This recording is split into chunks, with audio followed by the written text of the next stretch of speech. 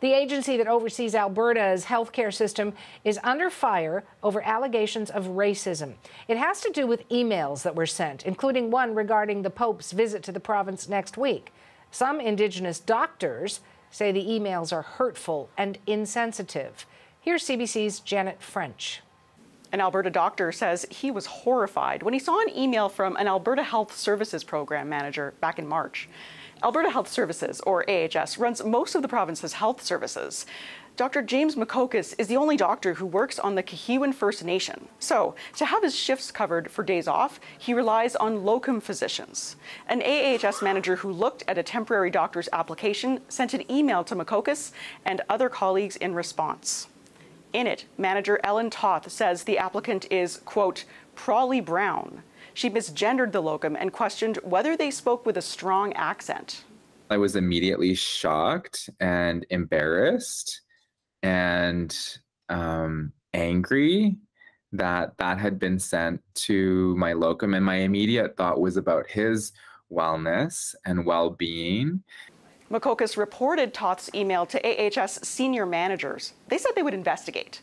Then in June, Makokis and about 60 of his colleagues received another email from Toth about the Pope's upcoming visit to Alberta.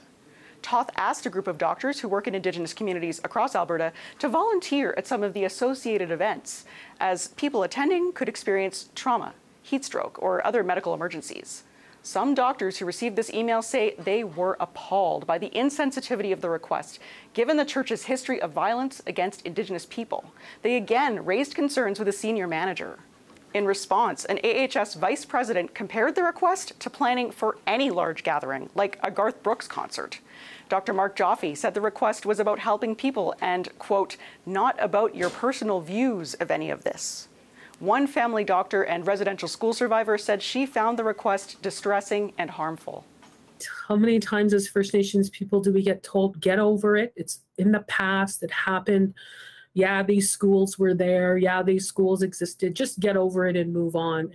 In a statement to CBC News, AHS said the March email discussing the doctor's skin color and accent was unacceptable. AHS did an investigation, but they won't say what the outcome was for privacy reasons. Dr. Toth didn't respond to requests for comment, but the organization does stand by its request for help with the Pope's visit. I also spoke with some human resources experts who help organizations improve their equity and inclusion. They said AHS could have handled these issues much better than they did.